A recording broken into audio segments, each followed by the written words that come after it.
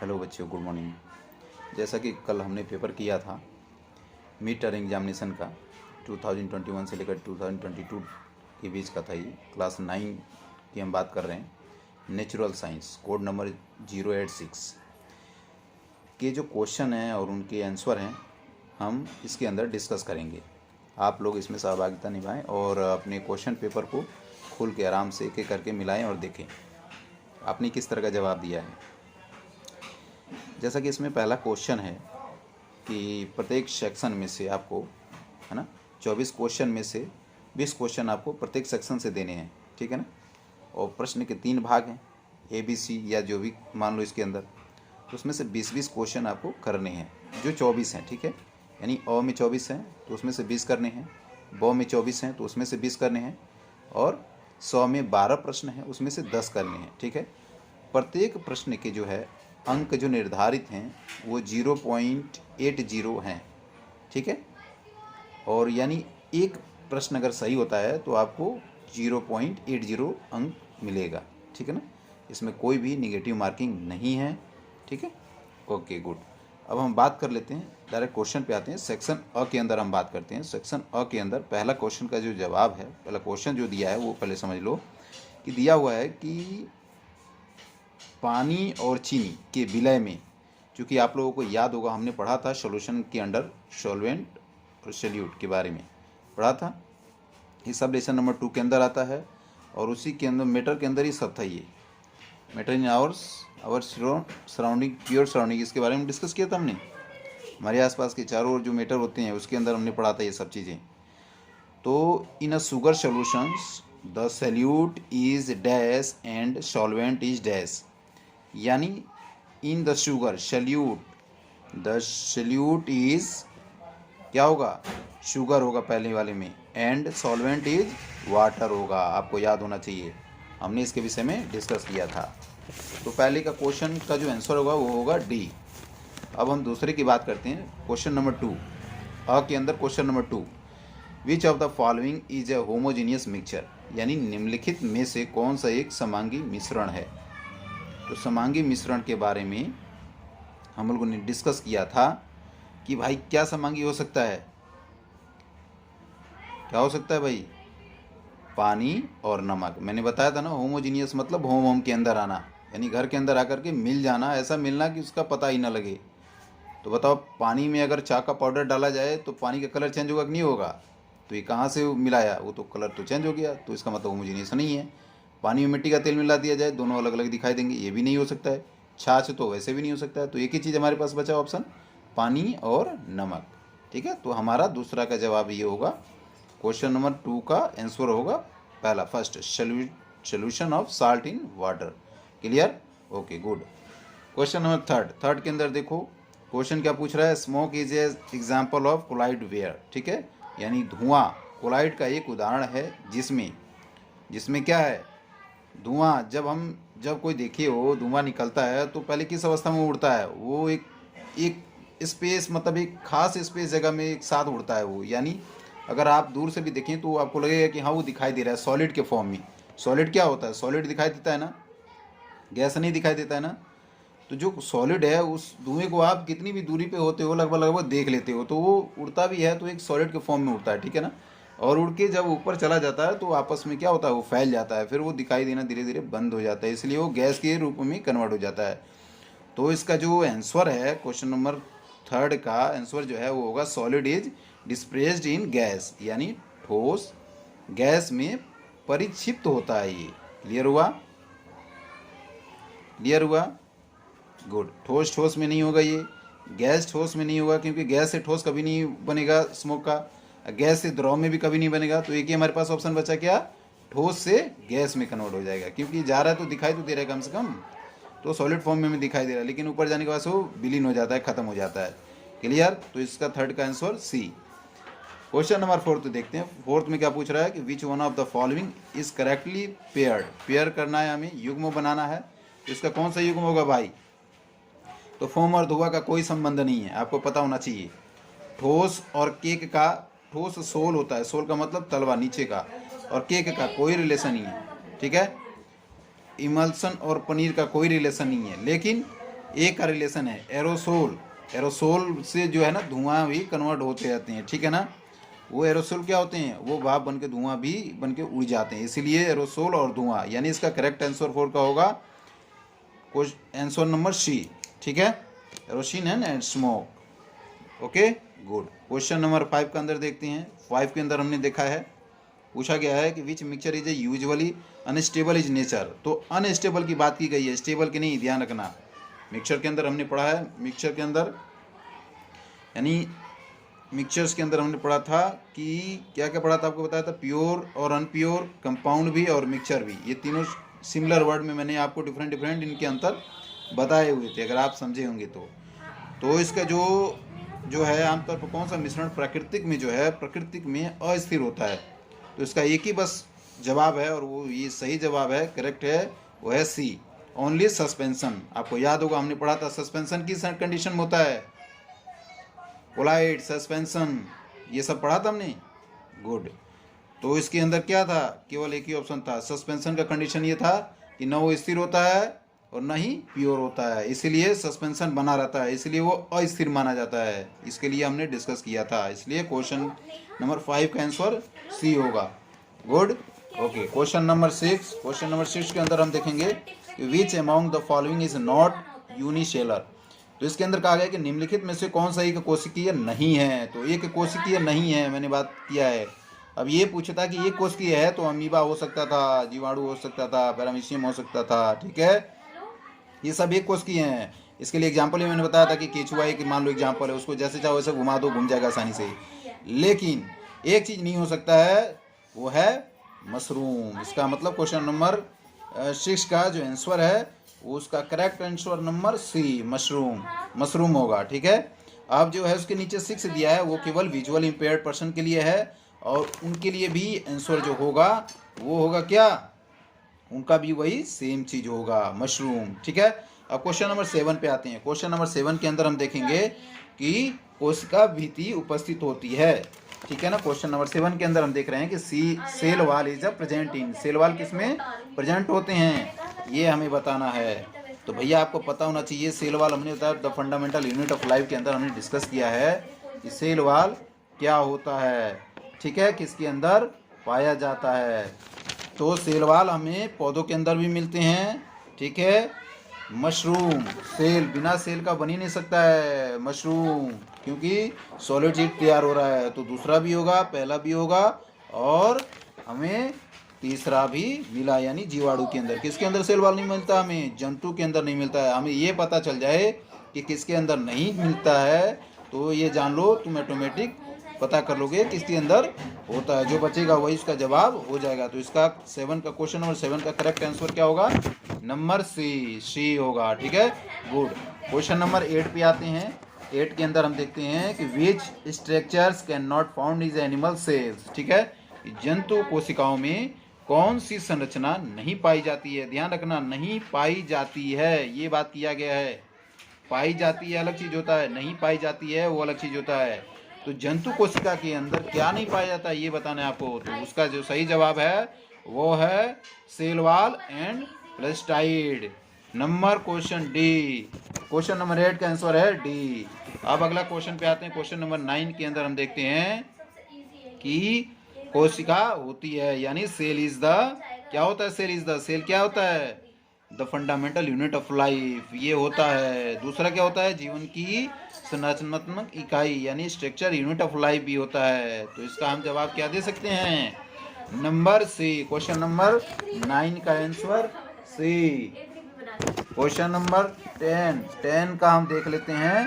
10 के अंदर आते हैं, क्या दिया हुआ है कि which among the following in the plant cell is responsible of providing the energy of the cellular process, यानी निम्नलिखित में से कौन सा पादप कोशिका में कोशिकीय प्रक्रियाओं के लिए ऊर्जा प्रदान करने के लिए उत्तरदायित्व होता है, यानी जिम्मेदार कौन होता है कोशिका के अंदर, ठीक है, जो एनर्जी उनको प्रोवाइड करे। क्लियर है। तो आपको पता होगा था फंडामेंटल यूनिट ऑफ लाइफ के अंदर हमने डिस्कस किया है कि एक ही मेन सोर्स होता है एनर्जी का पादप के लिए, वो होता है माइटोकॉन्ड्रिया। आपको पता होना चाहिए माइटोकॉन्ड्रिया। तो क्वेश्चन नंबर 10 का जो आंसर होगा वो होगा माइटोकॉन्ड्रिया। गुड है। ओके बच्चों, क्वेश्चन नंबर 11 के अंदर हम बात करते हैं। क्वेश्चन क्या है कि if the tip of the grass plant is removed even then it is keeps on growing in length it is due to the process of, यही था क्वेश्चन आई थिंक। गुड। तो इसका मतलब क्या होगा हिंदी में कि यदि घास के पौधे की ऊपरी हिस्सा या सिरा, हम जो भी कह लें, ऊपर का भाग जो है वो काट दिया जाए तो इसकी लंबाई क्या होता रहता है, ऑटोमेटिक वो अपने आप ही बढ़ता रहता है। तो यह किसके कारण ऐसा संभव हो सकता है? तो ये जो है किसके कारण संभव हो सकता है? ये होता है इंटरसेलरियो मेरिस्टीम के कारण होता है। ठीक है बच्चों, गुड। इसका सही जवाब है नंबर डी, अंतर्विशिष्ट विभेदक। ठीक है ना? तो आप इसको स्पष्ट रूप से समझ लेंगे। थोड़ा सा ये प्लांट के अंदर आते हैं और आई थिंक ये इसका जो है क्वेश्चन नंबर 11 का आंसर जो है वो डी होगा। अब अगले क्वेश्चन पहुंचते हैं, क्वेश्चन नंबर 12 कि विच is not a type of parenchyma tissue. ठीक है ना? कौन सा पेरेन्काइमा उत्तक का एक प्रकार नहीं है, यही है क्वेश्चन। ओके, तो जो इसमें पूछा गया है कि पेरेन्काइमा उत्तक जो है वो नहीं है, ये ध्यान रखना। ये कुछ खास वर्ड होते हैं जिसको समझा जाता है कि पेरेन्काइमा उत्तक नहीं है। तो क्या नहीं है भाई? क्लोरेन्काइमा होता है, एरेन्काइमा होता है, लेकिन क्या नहीं होता है? कालेन्काइमा नहीं होता है। कालेन्काइमा यानी क्वेश्चन नंबर 12 का आंसर जो होगा वो सी होगा। Okay, good. नंबर 30 क्वेश्चन कि in plant flexibility and mechanical support is provide by, यानी पादप में लचीलापन यानी झुकने की स्थिति और यांत्रिक सहायता यानी टेक्निकली स्थिति बॉडी की किसके द्वारा प्रदान की जाती है? तो भैया प्लांट की हम बात करें तो ये प्रदान की जाती है, ये बात किया जा रहा है। इस बात को खास रूप से ध्यान समझना और रखना कि किसके द्वारा प्राप्त की जाती है। तो सबसे पहले तो पेरेन्काइमा उत्तक, ये इसके द्वारा नहीं दी जाती है। दोनों में से कोई सपोर्ट नहीं मिलता है। एनेकाइमा इसके द्वारा भी नहीं दिया जाता है। स्केलकाइमा इसके द्वारा भी नहीं दिया जाता है। तो कौन सा बच गया? कालेन्काइमा उत्तक। यही इसी के कारण क्या होता है? पादप में लचीलापन आता है, फ्लेक्सिबिलिटी आती है और मैकेनिकल सपोर्ट उस पादप को मिल पाता है। तो इसका सही जवाब होगा, क्वेश्चन नंबर 13 का सही जवाब है नंबर सी। के बच्चों, गुड, शाबाश।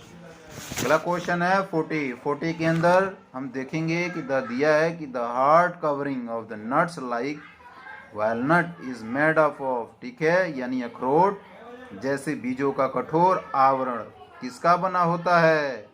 तो सबसे पहले हमें ये पता होना चाहिए कि किसका नहीं बना होता है, तो हमें ऑटोमेटिक जो बचेगा वो हम बता देंगे। तो किसका नहीं बना होता है पहले ये जान लेते हैं कि कालेन्काइमा उत्तक यानी, ठीक है, दूसरा है पेरेन्काइमा उत्तक, तीसरा है एरेन्काइमा उत्तक। इन तीनों से तो बिल्कुल ही नहीं बनता है उसका आवरण कठोर।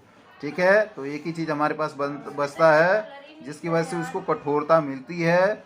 उस नट के ऊपर जो कवर आते हैं वो इसी की वजह से आते हैं। वो क्या होता है?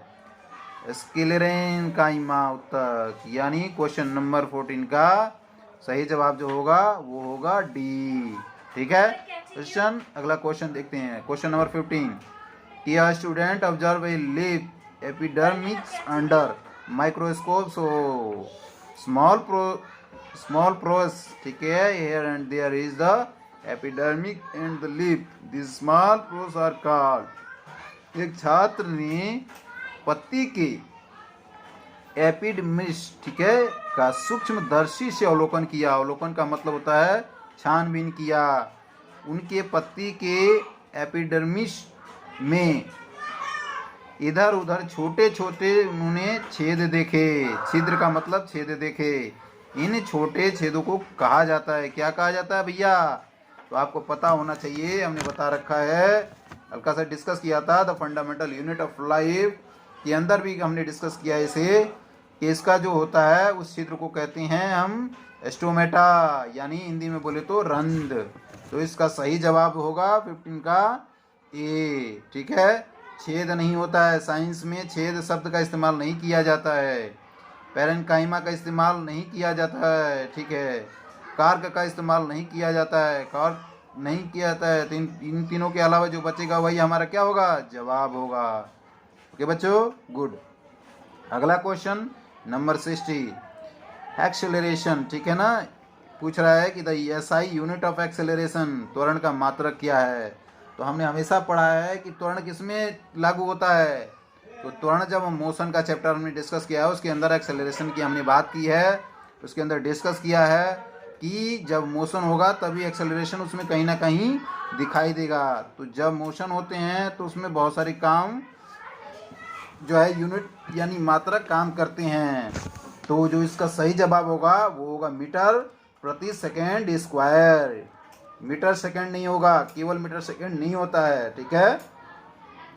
किलोमीटर प्रति मीटर नहीं होगा, मीटर प्रति आवर नहीं होगा, ठीक है। तो इसका सही जवाब है बी।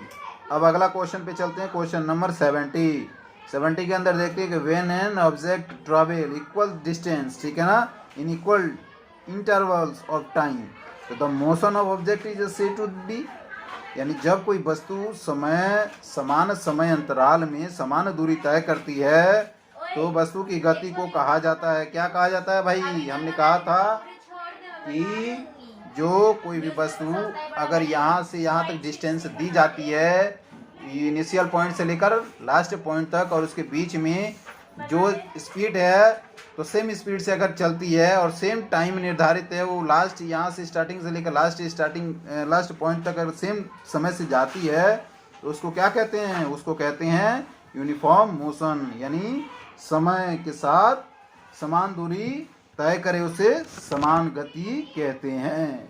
क्लियर होगा बच्चों। ये सर्कल मोशन नहीं होगा बिल्कुल, नॉन यूनिफॉर्म मोशन नहीं होगा बिल्कुल, ठीक है ना, ऑक्सिलेटरी मोशन नहीं होगा, ठीक है, ओनली फॉर क्या होगा, यूनिफॉर्म मोशन होगा। गुड, अच्छे बच्चे, गुड।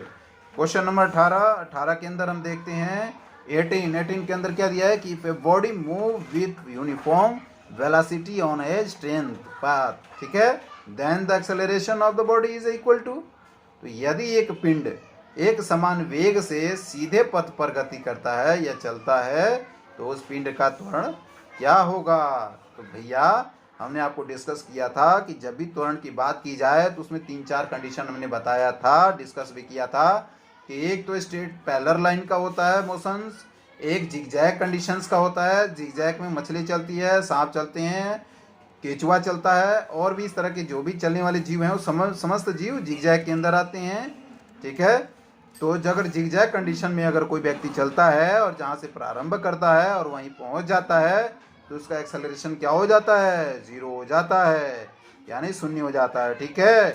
तो इसका जो सही जवाब है वो है ए। गुड।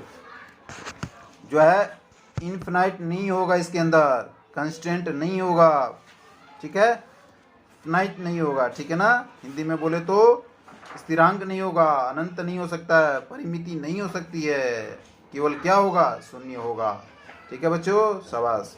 क्वेश्चन नंबर 9 का देखते हैं कि which of the following can sometimes be 0 for the moving body. कह रहा है कि भैया गतिमान पिंड में या गतिमान पिंड के लिए निम्नलिखित में से कभी कभी 0 हो जाता है, ऐसी अवस्था कब आती है, कंडीशन कब होता है। तो भैया आपको भी बता रखा है कि विस्थापन, डिस्प्लेसमेंट की जब हम बात करते हैं तो क्या होता है, जब कोई व्यक्ति प्रारंभ करता है और अंत में घूम फिर कर इतना मेहनत करके वहीं पहुंच जाता है तो जो उसका डिस्प्लेसमेंट होता है वह क्या हो जाता है, 0 हो जाता है। तो इसका जो सही जवाब है वो होगा ए, ठीक है, ठीक है बच्चों, गुड, शाबाश। इसके बाद अगला क्वेश्चन जो है 20 के अंदर देखते हैं कि in the following velocity time graph of an object which graph so 0 acceleration, यानी निम्नलिखित वेग समय ग्राफ में कौन सा ग्राफ किस वस्तु की एक समान त्वरण गति को दर्शाता है।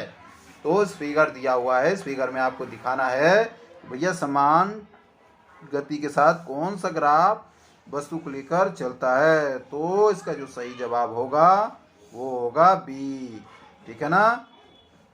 बी जो है वेलोसिटी, वह यह दर्शाने की कोशिश करता है कि वस्तु की एक समान गति त्वरित हो रही है। ठीक है, जब हम ग्राफ के बारे में पढ़ेंगे मोशन के अंदर ये सब दिया हुआ है। ठीक है, अगला क्वेश्चन नंबर 20 जो केवल विजुअल पर्सन्स के लिए, आपको नहीं करना है, इसके लिए आपको दूसरा 20 पीछे क्वेश्चन दे दिया गया था।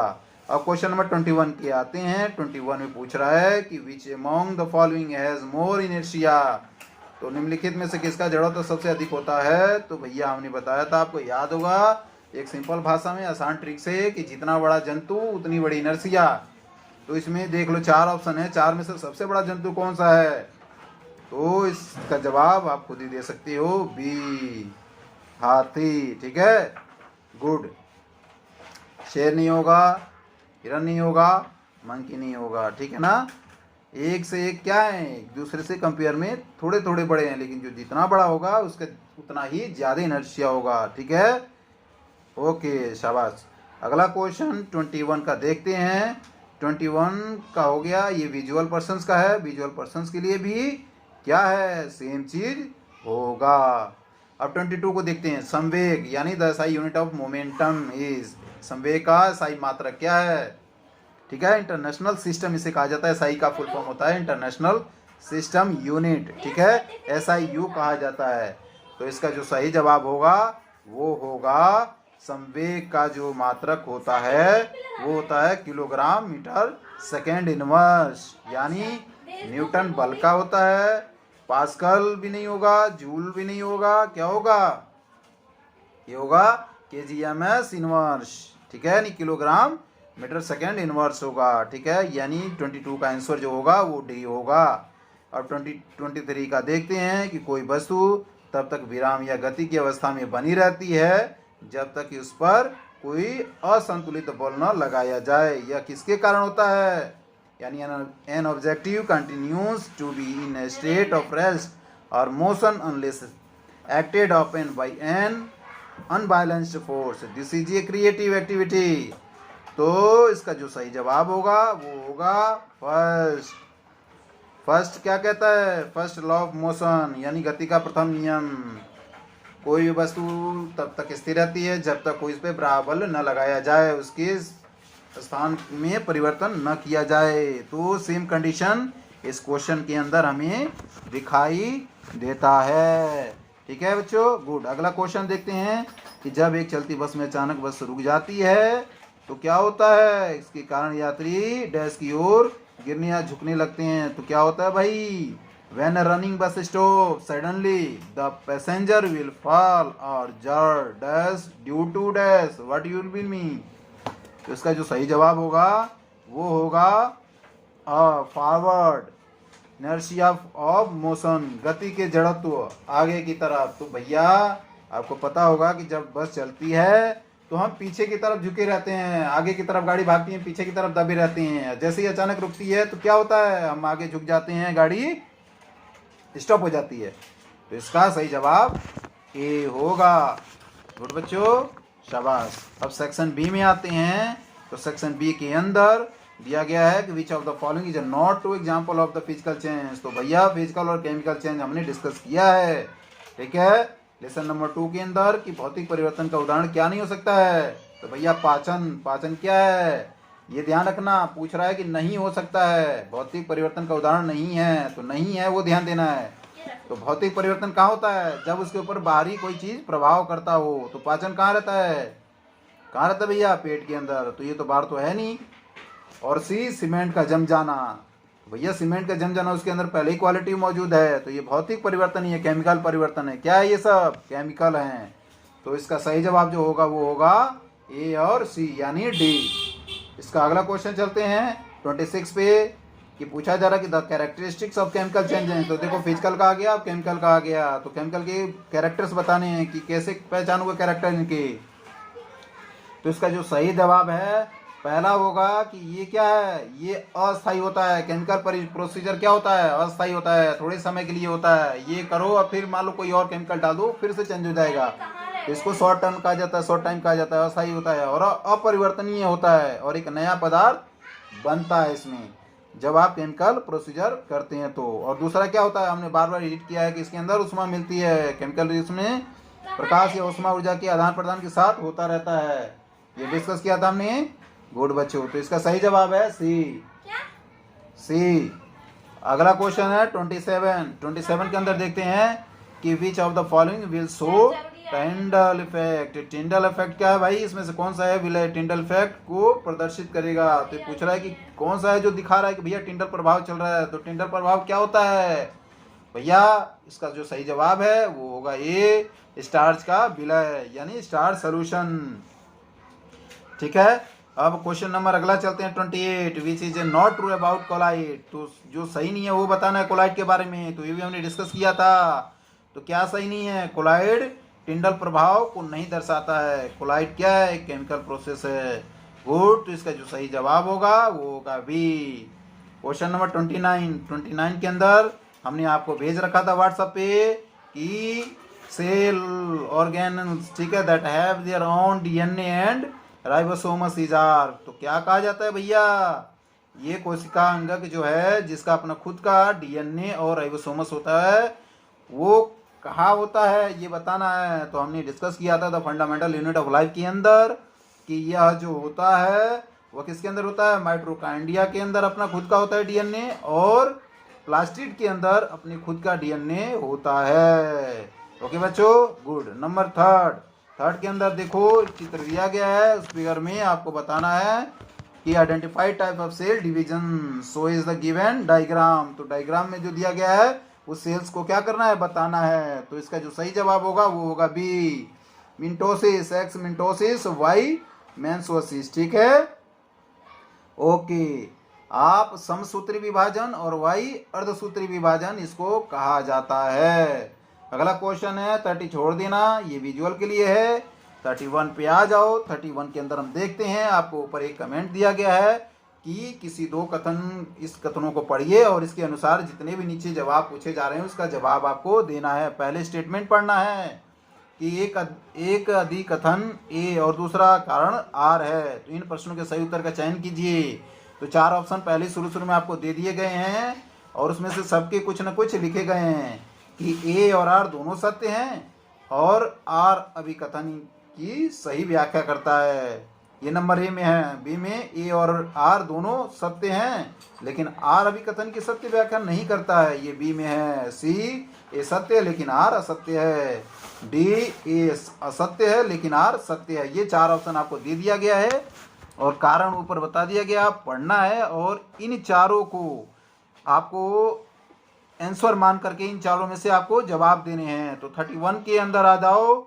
तो 31 के अंदर जो है इसका जो सही जवाब है कि मिश्रण एक गलनांक और क्वथनांक निश्चित नहीं होता है मिश्रण का। तो भैया ये क्या है, ये सत्य है, यानी ये सत्य है। कारण नीचे दिया है, कारण मिश्रण में तत्व और द्रव्यमान में निश्चित अनुपात में मौजूद होते हैं। तो ये क्या है, ये असत्य है, यानी ये असत्य है। तो कुछ 31 का क्या होगा, सही जवाब होगा सी। 32 का जाके गोंद लेके आ दुकान से। 32 का ऐसे ही ले आ। 32 का देखा जाए तो क्या कह रहा है कथन में कि माइटोकॉन्ड्रिया को कोशिका का ऊर्जा घर कहा जाता है। 32 के अंदर माइटोकॉन्ड्रिया को कोशिका का ऊर्जा घर कहा जाता है। तो ये क्या हुआ, ए और आर दोनों क्या है, सत्य हैं, इसके अनुसार सत्य हैं। तो इसका सही जवाब होगा ये। 33 का जो दिया गया है क्वेश्चन, श्वसन नली में पक्षमावी स्तंभरण एपिथेलियक उत्तक होता है, ठीक है। तो 38 का क्या है, 38 का भी ए सही है। ए और आर दोनों क्या हैं, सत्य हैं और आर अभी कथन की व्याख्या करता है, यानी इसका जो 33 का जो आंसर है वो ए होगा। 34 का ए होगा जवाब। गुड बच्चों, 35 के अंदर भी ए ही होगा, ये भी क्या है, ए और आर सत्य हैं। 36 का 36 में क्या कह रहा है, 36 में कह रहा है कोशिका का विलय की प्रकृति में प्रभाव को जमाने के लिए एक छात्र ने आरबीसी की कोशिकाओं को एक्स में रख दिया और कुछ समय बाद कोशिका का आकार समान नहीं रहा, जैसा कि एक चित्र में दिखाया गया है। एक्स की प्रकृति क्या होगी, क्या हो सकती है, तो इसका सही जवाब होगा सी, परासरण दाबी होगा, यानी आइसोटोनिक सल्यूट होगा। ठीक है बच्चों, गुड, शाबाश।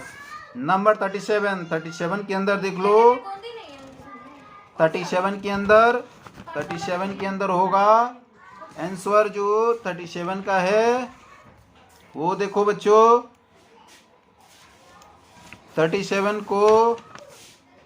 37 में आपका जो दिया गया है क्वेश्चन, वो दिया गया है यूकेरियोटिक जंतु कोशिका के आरेख का परीक्षण कीजिए और उसमें निम्नलिखित फर्स्ट, सेकेंड और थर्ड अंगक यानी कॉलम 1 का उनके कार्य कॉलम 2 से मिलान करना है। तो इसका जो सही जवाब होगा ऑप्शन में वो होगा सी। ठीक है बच्चों, सी में देखो क्या दिया है, फर्स्ट का X, सेकेंड का Z और थर्ड का Y। ओके बच्चों, अब आ जाओ 38 पे। 38 का क्या दिया गया, चित्र किया गया है, उसका नाम बताना है। तो इसका जो सही जवाब होगा वो होगा बी। पहला कोशिकाएं होगा, दूसरा केंद्रक होगा, तीसरा प्रवर्धक, चौथा तंत्रिका कक्ष और पांचवा तंत्रिका का अंतिम सिरा। ठीक है बच्चों, गुड। अगला क्वेश्चन है 39 का। 39 में देखो क्या दिया हुआ है, एक संयोजी ऊतक होता है, उनके घटक और उनके कार्य होते हैं का मिलान करना है। ठीक है, तो उनके मिलान में क्या सही जवाब होगा, इसका होगा डी बच्चों। डी, पी का थर्ड, क्यू का सेकेंड, आर का फर्स्ट, एस का फोर्थ, ये मिलान आपको करना है 39 का। 14 के अंदर आ जाओ। 14 के अंदर क्या कह रहा है कि पहली ने माइक्रोस्कोप की मदद से एक पेशी कोशिका की स्लाइडिंग देखी है और उसमें उसने तुर्क रूपी एक केंद्रकीय आरेखित जैसी विशेषताओं का परीक्षण किया है अनिश्चित प्रकृति का। यह किस प्रकार का पेशी ऊतक है, किस प्रकार का है बच्चों?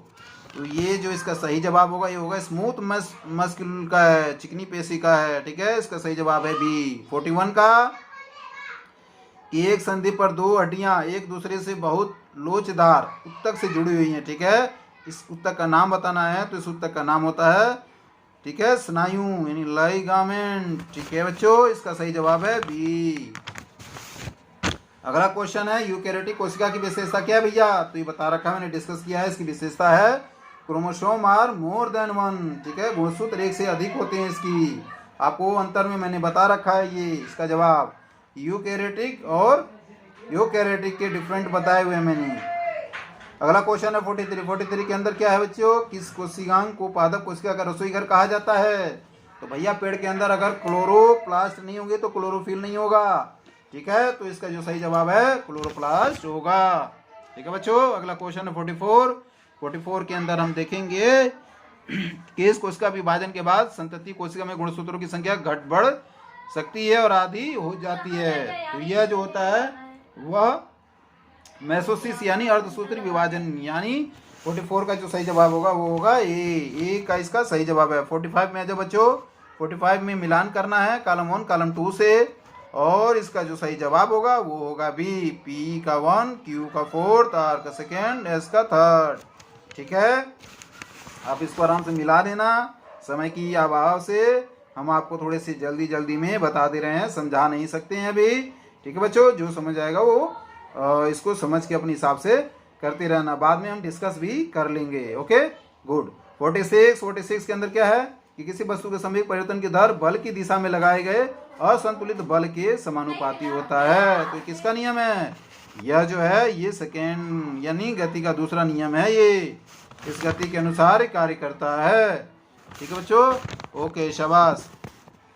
अगला क्वेश्चन है कि किसी वस्तु पर 5 न्यूटन का बल लगाने पर वस्तु 10 मीटर प्रति सेकंड से त्वरित होती है, तो वस्तु का द्रव्यमान क्या होगा? तो वस्तु का जो द्रव्यमान होगा इसका कैलकुलेशन करोगे तो 0.50 kg होगा, यानी आंसर 47 का ये होगा। ठीक है, और अगला जो दिया गया वे ग्राफ या 30 किलोग्राम की वस्तु की गति को दर्शाता है, तो 3 से 5 के बीच वस्तु का बल का परिमाण क्या होगा? तो इसका जो सही जवाब होगा 48 का वो होगा 0। ठीक है बच्चों, 49 का आते हैं सेक्शन सी के अंदर। सेक्शन सी में 49 में हम देखेंगे क्या है कि निम्नलिखित में टिंडल प्रवाह किसके द्वारा दिखाया जाता है? कि दूध और पानी का मिश्रण ये टिंडल का प्रभाव है, इसी के द्वारा दिखाया जाता है। ठीक है, पर दिए गए मिश्रण में वाई टिंडल का प्रभाव दर्शा रहा है। इसका क्या कारण है भैया? तो मिश्रण के छोटे छोटे कण जो होते हैं वह कण द्वारा प्रकाश का क्या होता है? प्रकीर्णन होता है, यानी बिखराव होता है, फैलता है वो। ठीक है, क्वेश्चन नंबर 51 के अंदर आते हैं। उपरोक्त आरेख में मिश्रण एक्स और वाई है, तो क्या भैया? एक्स विलयन है और वाई कोलाइड है। ठीक है, क्वेश्चन नंबर डी। अगला क्वेश्चन है, क्वेश्चन नंबर 52 का आंसर होगा कि कौन कोलाइड विलयन का गुण नहीं है? तो भैया कणों का आकार बहुत छोटा होता है, इसलिए वे टिंडल प्रभाव नहीं दिखा पाते हैं। ये ऐसा गुण उनके अंदर नहीं होता है। इसका मतलब 52 का क्या होगा? डी होगा आंसर। ठीक है बच्चों, अब हम अगला बात करते हैं। फिर इधर आ जाओ 49 की तरफ। 49 में आ जाओ। निम्नलिखित में से टिंडल प्रभाव किसके द्वारा दिखाया गया है? तो सेम चीज होगा, दूध और पानी का मिश्रण। ठीक है ना। अगला आ जाओ 51 के अंदर आ जाओ कि निम्नलिखित में से कौन एक कोलाइड विलय है? तो विलय की बात की जा रही है, तो विलय भैया नींबू पानी और क्या हो सकता है? जेली। जेली, ये दोनों क्या है? ये कोलाइड विलय के मिश्रण हैं। ठीक है, इसका मतलब इसका जो सही जवाब होगा वो 51 का डी होगा। 52 का कोलाइड, कौन कोलाइड विलय का गुण नहीं है भैया? तो ये अभी मैंने डिस्कस किया कि इसके क्या है? कणों का आकार बहुत छोटा होता है, इसलिए टिल्लर प्रभाव नहीं दिखाते हैं, ऐसा गुण इसके अंदर नहीं होता है। ठीक है ना। गुड बच्चों, 52 कंप्लीट। अब आ जाओ 53। कौन सा एक जटिल उत्तक है? तो भैया कौन सा एक जटिल उत्तक है जिसको आसानी से नहीं हम अलग कर सकते हैं? तो यह है जाइलम। ठीक है, जाइलम। अगला क्वेश्चन 54। पादपों में भोजन के स्थानांतरण के लिए उत्तरदायित्व उत्तक है, कौन सा भैया? भोजन का उत्तरदायित्व होता है स्थानांतरण करने के लिए, ट्रांसफर करने के लिए, तो वो है क्या है? फ्लोएम। फ्लोएम है, यानी 54 का क्वेश्चन आंसर ए। 55 का सहवानी उत्तक है, यानी वैस्कुलर टिश्यूज आर क्या है? ये है सहवाग उत्तक और जटिल उत्तक, दोनों होता है सहवानी उत्तक। इन दोनों को सबको मतलब इन ग्रुप को ही कहा जाता है सहवानी उत्तक। ठीक है ना, वैस्कुलर टिश्यूज कहा जाता है इनको। तो यानी ए और बी, यानी इसका सही जवाब है वो सी होगा। 56 के अंदर हम देखेंगे सहवानी उत्तक डैश की एक विशेषता है। किसकी विशेषता है भैया? तो यह है जटिल पादपों की, क्योंकि जटिल उत्तक भी आ गया है, तो यह जटिल पादपों की यानी कम्प्लेक्स प्लांट की यह विशेषता है, कैरेक्टर है। 57 पे आ जाओ बच्चों। 57 पे हम देखते हैं केस स्टडी के अंदर, केस स्टडी थर्ड के अंदर 57 में कि जब कोई वस्तु समान समय अंतराल में असमान दूरी तय करता है तो उसे क्या कहते हैं? असमान गति कहते हैं। भैया मोशन के अंदर पढ़े होगे, नॉन यूनिफॉर्म मोशन कहा जाता है। अगला क्वेश्चन, 3 से 5 के बीच मोटरसाइकिल द्वारा तय की गई दूरी कितनी होगी? भैया कितनी होगी? 3 सेकंड से 5 सेकंड के बीच मोटरसाइकिल द्वारा तय की गई दूरी 16 मीटर होगी। ठीक है ना। और ये विजुअल के लिए, विजुअल के लिए 57 पे आ जाओ। गुड है। 58 की क्वेश्चन नंबर है, एक वस्तु के वे ग्राफ में एक्स अक्ष से समांतर रेखा क्या दर्शाती है? तो वह यह दर्शाती है कि वस्तु समान चाल से गति कर रही है। समझ में आया बच्चों? अभी पीछे जो क्वेश्चन किए थे ग्राफ फिगर का, सेम वही क्वेश्चन है ये, बस इसमें रिटर्न फॉर्म में है, उसमें ग्राफ के फॉर्म में है। ठीक है, अगला क्वेश्चन है 59 का, किस वजह से एक समान वृत्तीय गति त्वरित गति कहलाती है? तो इसका एक ही कारण है, वो है वृत्तीय गति में दिशा लगातार बदलती रहती है, यानी बार बार वो गोले गोले घूमेगी तो इसका डायरेक्शन क्या होगा? हर बार हर सेकंड में चेंज होता जाएगा। ठीक है बच्चों, इसका मतलब इसका सही जवाब है वो क्या है? वो है सी। अगला क्वेश्चन 16, किस वस्तु का वेग समय के साथ ढाल क्या दर्शाता है? ठीक है ना, slope of A velocity time graph an object so it is. ये किसी वस्तु का वेग समय का ढाल क्या दर्शाता है? तो वह दर्शाने की कोशिश करता है कि भैया हम एक्सेलरेशन में हैं, त्वरण में हैं। ठीक है ना बच्चों, इसका सही जवाब होगा वो होगा डी।